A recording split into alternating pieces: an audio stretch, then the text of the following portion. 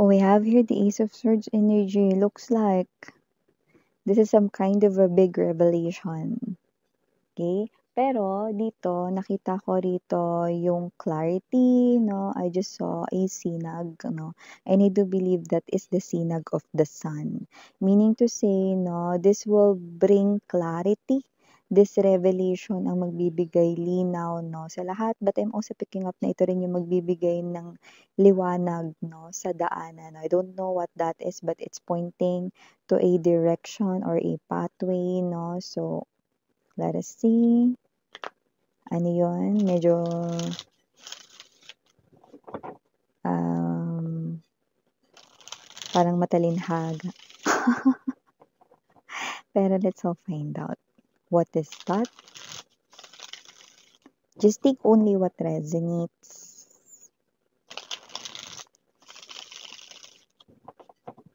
Okay.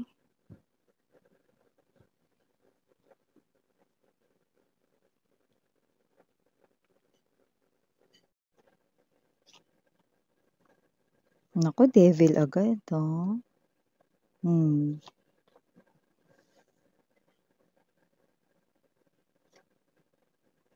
Mhm.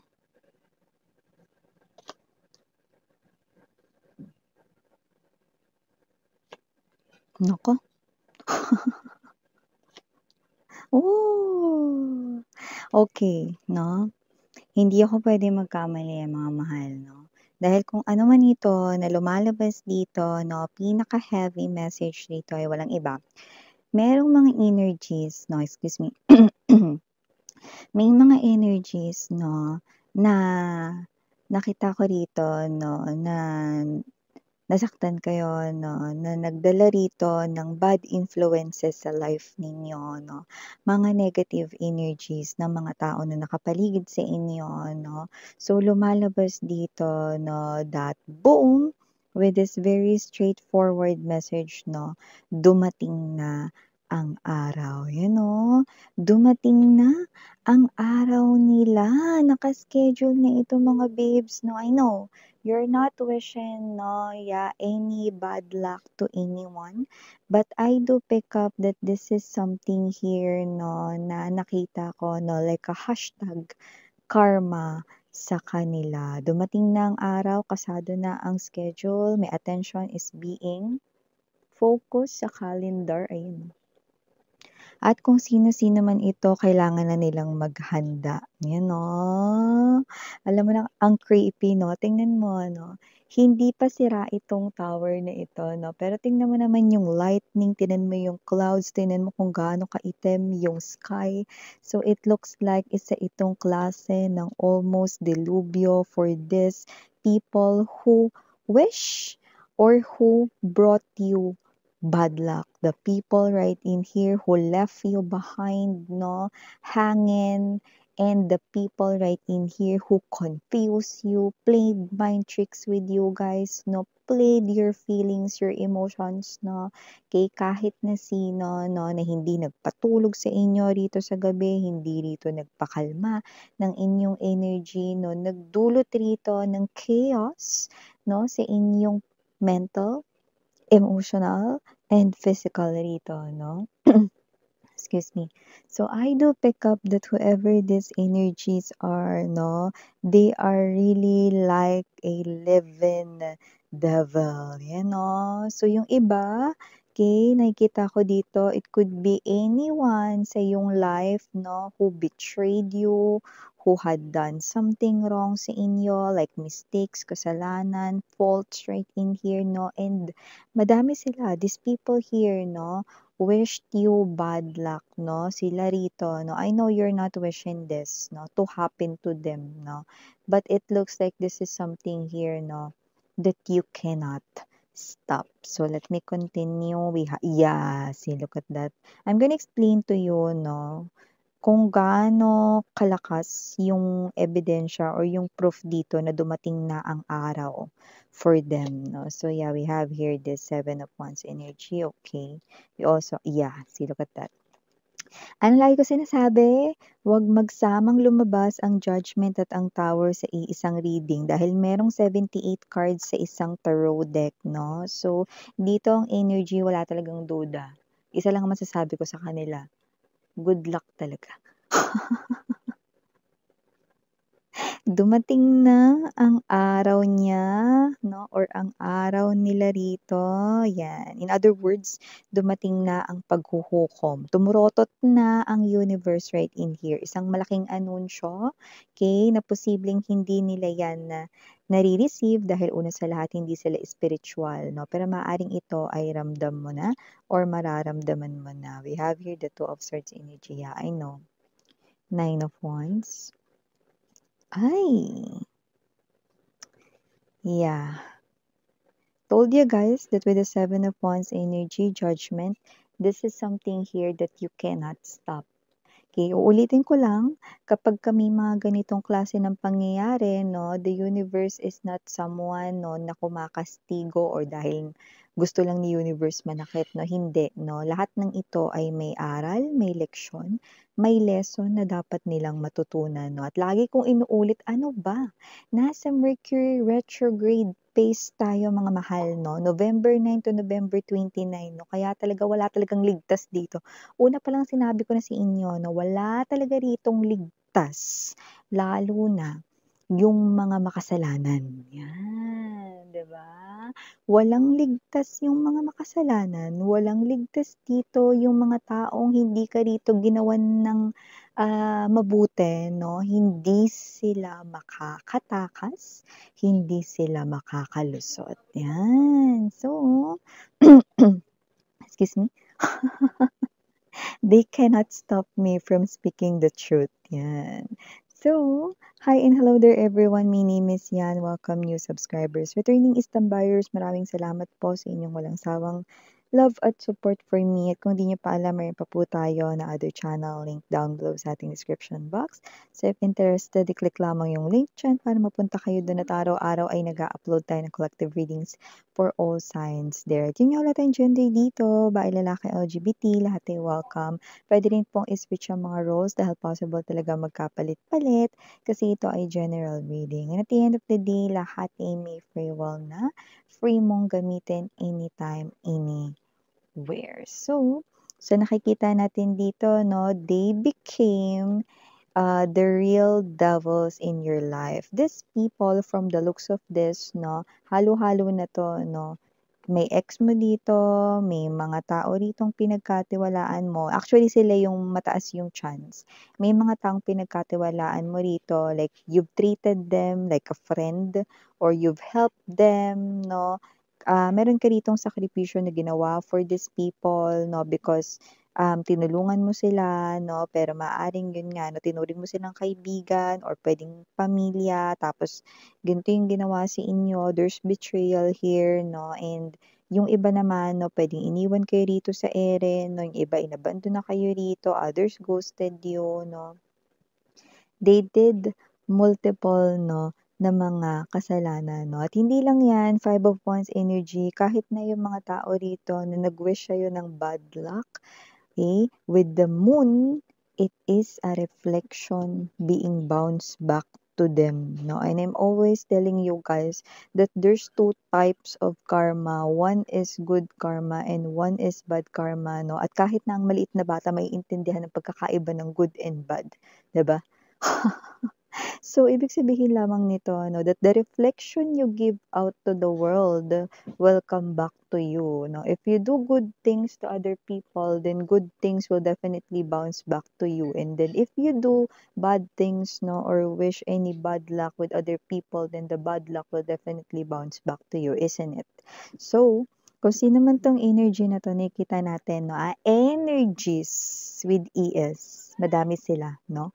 Dumating na ang araw, schedule na 'yan. So, hindi ko alam talaga kung ano ang eksakto niyan, pero ibig sabihin 'no, hindi na 'yan, matagal 'no, at yung iba ay nagsisimula na 'yang gumalaw sa kanila ritong buhay, sa mga sitwasyon nila rito araw-araw. Pati yung mga tao na mga nagsalita ng hindi maganda sa'yo, nag-ikot, no, nagpa-circulate dito ng mga rumors, gossips, no, na lahat yun ay hindi totoo, those are untrue, no. Eh, nakita ko rin dito, no, basta nasaktan yung feelings mo, no.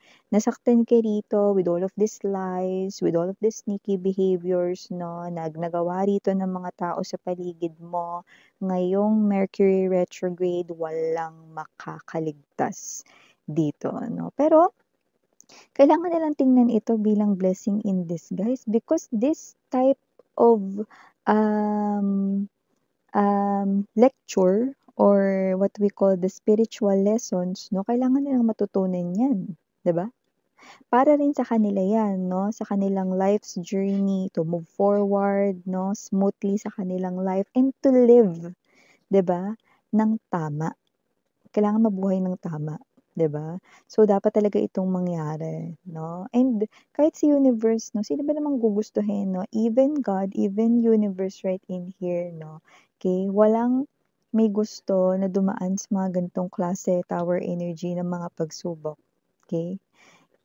Because we do all know, lahat tayo ditong religion, no? We do all know that God loves us, each and every one of us. And even yung mga nakakagawa ng mga kasalanan.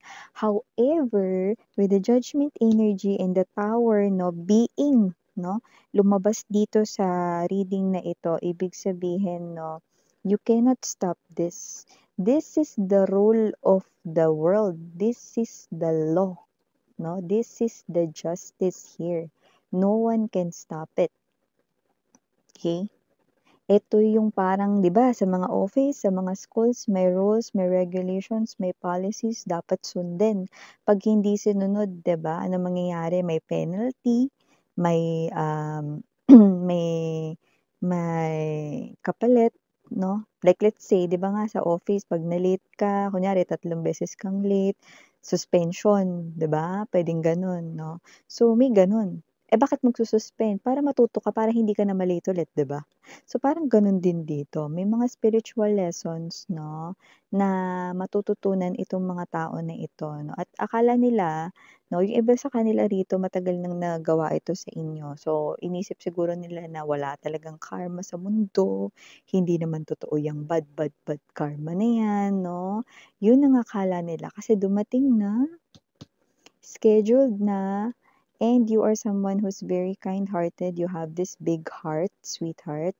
Kaya, ganun pa man, 'no, kahit na nagawa kang saktan ng mga taong ito, ex mo man ito, mga kaibigan tinuring mo, or parang family yung turing mo, 'no, this is something here that they must learn. Kasi kailangan nila 'to sa kanilang sarili, kailangan nila 'to sa kanilang buhay, 'no. They will, come to a point wherein they will need help, okay, with the people around them. Two of Swords, okay, Nine of Wands, King of Swords, and the World. But the world, itong world na yan, yan yung family members niya, yan ang mga tinuturing niyang mga kaibigan, yan ang mga taong pinagkakatiwalaan niya, no? But with the King of Swords energy, hindi niya yan maaasahan, no? Ang buong mundo ay tatalikuran siya.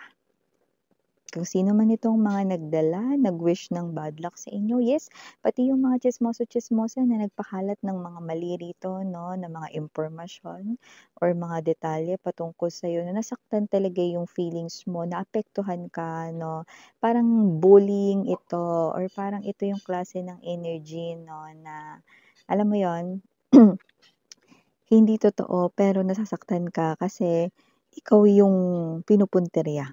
'Di ba? Kasali rin sila ron, 'no? So, nakita natin 'no, na hindi dito makakaligtas, okey? Basta lahat dito ng nakagawa ng hindi maganda sa'yo, dumating na ang araw nila at darating dito ang mga pagsubok 'no, sa kanilang life 'no, at wala sila ritong malalapitan 'no, ayan 'no. They are searching here 'no, sa Google, sa internet, sino pang puwedeng lapitan 'no, social media 'no. No one is responding, no, and everybody here, no, will keep on rejecting, no, and no one will help these people. Justice is the law, justice is the rule of the world. Whatever you give out to the world, to the universe, it will come back to you. Eh, kaya nga 'di ba mas maganda na kabutihan yung ipakita mo para 'pag bumalik ano, kabutihan din, 'di ba?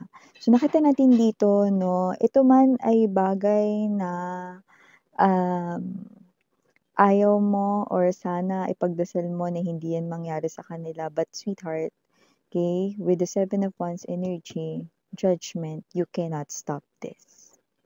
This is something here stated by the law, and this is something here na kailangan rin nila sa buhay nila. And now they need to prepare dahil dumating na ang ulap, umitim na ang langit. At ito, ayan na yung kidlat.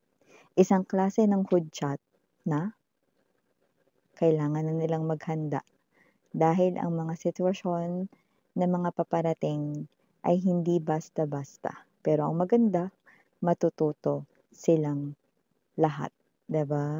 So yeah, for the initials right in here, we have here L, E, N, G, H, O, S. For some kind of S, no? Possible na ito ay dalawang S sa kanyang pangalan, but just take how this resonates. Or baka naman S ka, tapos S din siya. So just take how this resonates, no? And for the rest of the letters, we have here letter C. And last but not the least, we've got the letter A. So yeah, these are all the messages again in your Yana on me. Sarang Hail, Love and Light. And meow.